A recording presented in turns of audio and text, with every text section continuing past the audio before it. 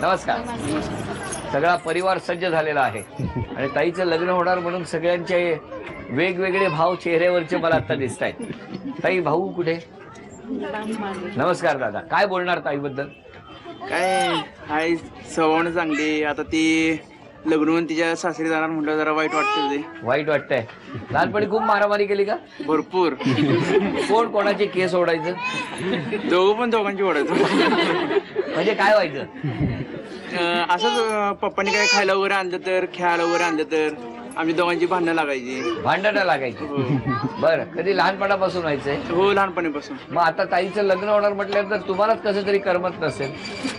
आता घर तर जरा होणारच तसं. बाबांचं काय म्हणणं आहे? ते म्हणतो ते बरोबर आहे. थोडंसं आता जे आपल्या समाजामध्ये जी सिस्टीम आहे त्याप्रमाणे मुलीचं लग्न हे होणारच आणि जे सिस्टीम आहे त्याच्या बाहेर तर आपल्याला जाता येत नाही आहे. त्यामुळे थोडंसं ती जाणार आहे ते थोडंसं वाईट वाटतंच आहे सगळ्यांना. सगळे गप्प झालेत एकदम. तुम्ही लडके आहात सगळे. बरोबर. बरं, त्यांच्याकडनं ते जे पाठी ब्राऊन शर्ट मध्ये उभे आहेत ना, हसतायत तिथे गोड गोड, त्यांच्याकडनं 5 अपेक्षा व्यक्त करा असं सांगितलं तर कोणत्या करायला? त्यांच्याकडनं अपेक्षा व्यक्त करण्यासारखं असं काहीच नाही. त्यांनी सगळ्यात करतील असं मला माहिती आहे. पण तरी सुद्धा 5 भरपूर त्यांनी माझ्यावरती प्रेम करावं पहिली गोष्ट. मग नाहीतर कोणावर करणार आहेत ते? नाही, माझ्यावरतीच करावं. एक. दुसरं म्हणजे सगळ्यात रिलेशनला बेस असतो ते म्हणजे ट्रस्ट किंवा विश्वास. विश्वास. तो त्यांनी माझ्याबद्दल असा व्यवस्थित ठेवावा की म्हणजे जी करेल ते व्यवस्थितच करेल म्हणून वगैरे. ओके. 3. तिसरं म्हणजे जसं मी त्यांच्या आई वडिलांना आपलं असं मानलेलं आहे, त्यांच्या घरात आता असं राहणार वगैरे असं, तसं माझ्या आई वडिलांना सुद्धा काका काकूंना असं चांगलं विचारपूस करणं, सांभाळून घेणं. 4. चौथी गोष्ट, मला शॉपिंग करायला वगैरे भरपूर आवडतं. तर मला शॉपिंगला त्यांनी न्यावं. वेगवेगळ्या काय काय छान छान कपडे, साड्या. हे बोलल्यानंतर तुम्ही खरे असताय की खोटे असताय? सगळ्यांनाच कळते. आणि 5. आणि 5 फिरायला वगैरे मस्त. तुम्ही फिरायला जा.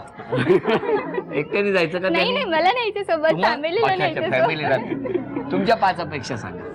अपेक्षा असते की लहानपणापासून माझ्या आई वडिलांनी मला खूप कष्टाने मोठं केलेलं आहे. तर माझी अशी अपेक्षा आहे की तिनं माझ्या आई वडिलांची खूप सारी सेवा करावी, काळजी घ्यावी, कधी कुठल्या गोष्टीची कमी पडून देणे. एक. दुसरं, आईनं वगैरे मला दरवेळेला चमचमीत खायला दिलेलं आहे. चमचमीत?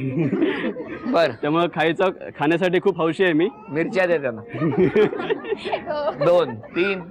तिसरं आहे की बरेचदा बोलल्यानंतर असं आढळलं की ते स्वतःला थोडंसं हे करते, अंडर एस्टिमेट करते. लाईफमध्ये तिनं स्वतःला कधीच कॉम्प्रोमाइज नाही केलं पाहिजे. जे काही तिच्या अपेक्षा आहेत तिनं बिंदासपणे व्यक्त करून जेवढं काय आहे ते आम्ही दोघांनी मिळून एकत्र पूर्ण करू. 4. चौथं आहे की जरा लाईफमध्ये मी जरा ॲडव्हेंचरस आहे. ट्रेकिंग वगैरे करायला आवडतं, स्विमिंग आवडतं. बर.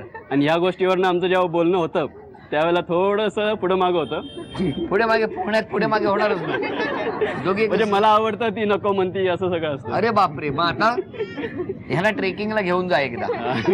हा, म्हणजे मग तुम्हीच म्हणणार की नको ते ट्रेकिंग. आणि 5वं काय? 5वं असं आहे की पहिल्या 4 अपेक्षा पूर्ण होतील हेच भरपूर आहे माझ्यासाठी. विश्वास. सांगितलं ना, विश्वास पाहिजे. जरा तुम्ही इकडे. 2 मिनिटाचा खेळ आहे.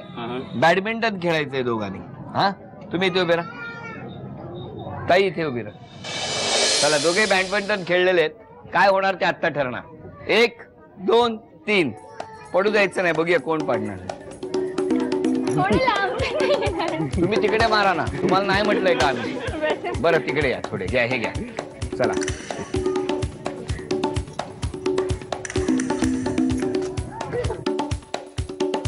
तुम्ही बॅडमिंटन खेळताय का क्रिकेट? क्रिकेट. 3. हा.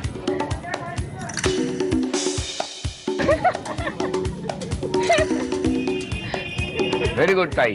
आणखीन एकदा सांगा. हा, तुम्ही काय बदला घेतलात काय? शेवटचा चान्स आहे ताई, जिंकायचा आता. ते दांडीला लागलं की आउट नसतं परत. हा, बॅडमिंटन खेळ.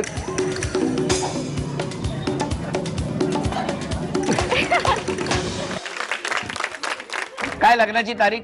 2 फेब्रुवारी 2 फेब्रुवारी किती वाजता मुहूर्त? 12:37 12:37 शुभ मुहूर्त आणि या मुहूर्तावरती या दोघांचं लग्न होणार आहे. झी मराठी परिवाराकडून प्रत्येकी 2,000 रुपयांचा हा आहेर आहे दोघांना. झी मराठीकडून ही आमच्या ताईला भेटवस्तू आणि दिल्या घरी तू सुखी राहा असं म्हणत तथास्तू पुणे यांच्याकडून ही पैठणी.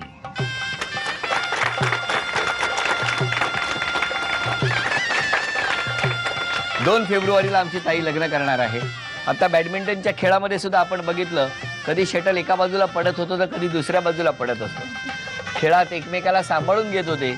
दोघांनी ठरवलं होतं समोरच्याला हरवायचं नाही. किती मस्त.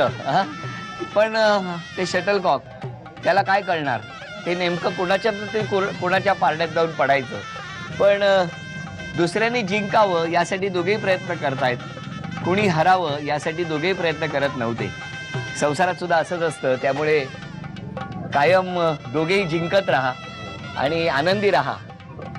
कधी चढ उतार होत असतात, पण आलेल्या प्रत्येक उताराकडे चढण्याच्या दृष्टीने पहा. आनंदी राहा, हसत राहा एवढं सांगतो. दोघांनाही शुभेच्छा देतो आणि आजचा हा भाग इथेच संपवतो. पुन्हा भेटूया अशीच एक पैठणी घेऊन पुढच्या भागात. नमस्कार.